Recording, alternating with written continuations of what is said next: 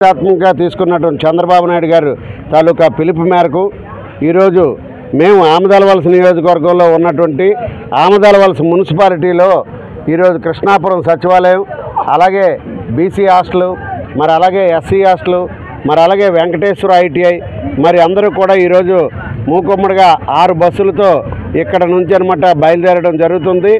మరి ఈరోజు నియోజకవర్గంలో చాలామంది ఇవాళ చేస్తున్నారు. మా ఆమదాలవలస మున్సిపాలిటీ తరపు నుంచి 29 బస్సులుగా మరి విద్యార్థులందరూ కూడా ఈరోజు బయలుదేరడం జరుగుతుంది. యూత్ అందరూ కూడా, మరి మహిళలు కూడా ముందుకొచ్చి మేము చంద్రబాబు నాయుడు గారితో చేయగలుగుతాం, మేము కూడా ఈ భవిష్యత్తు కార్యక్రమానికి నిమిత్తం ఈయన చేసినటువంటి దానికి తప్పనిసరిగా చేస్తాం.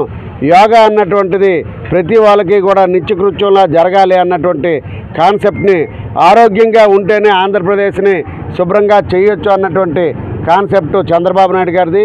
మరి ఆ కాన్సెప్ట్లో ప్రజలందరినీ కూడా అదే విధంగా మోటివేట్ చేస్తూ, మరి ఇవాళ సచివాలయం సిబ్బంది కానీ, మరి ఇక్కడ ఇస్తున్నటువంటి అంగన్వాడీలు కానీ, మరి అందరూ ఇక్కడ ప్రభుత్వ ఉద్యోగులు కానీ చాలా ప్రతిష్టాత్మకంగా మేము తీసుకొని ఈరోజు చేస్తున్నాం.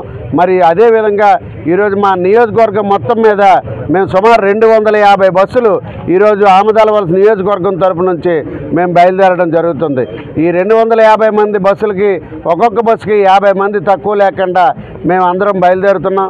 మరి మోడీ గారు ఈరోజు మన ఆంధ్రప్రదేశ్లో వైజాగ్ అనమాట వస్తున్నారు. మరి వైజాగ్ వచ్చినటువంటి తరుణంలో చంద్రబాబు నాయుడు గారు ఈ ప్రతిష్టాత్మకమైనటువంటి ఈ సంకల్పన ఏదైతే ఉందో, ఈ సంకల్పనకు అందరికీ కూడా మేము చేయూతనివ్వాలి, ఈ కార్యక్రమం దిగ్విజయంగా బాగా చేయాలి అన్నటువంటి ఉద్దేశంతోనే ఇవాళ యూత్ అంతా కూడా ముందుకొచ్చి కార్యక్రమం చేస్తున్నారు.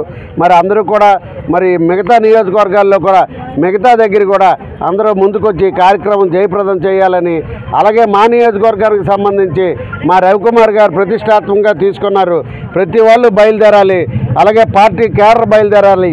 ఇవాళ నేను రాష్ట్ర తెలుగుదేశం పార్టీ లీగల్ సెల్ కార్యదర్శి అయినప్పటికీ, మరి నా వైఫ్ అయినటువంటి ఆవిడ మరి మాజీ మున్సిపల్ చైర్మన్ అయినప్పటికీ, మరి కౌన్సిలర్లు కూడా అందరూ కూడా ఇవాళ బస్సుల్లో బయలుదేరి ఇవాళ ఈ కార్యక్రమానికి మేము అటెండ్ అవుతున్నాం.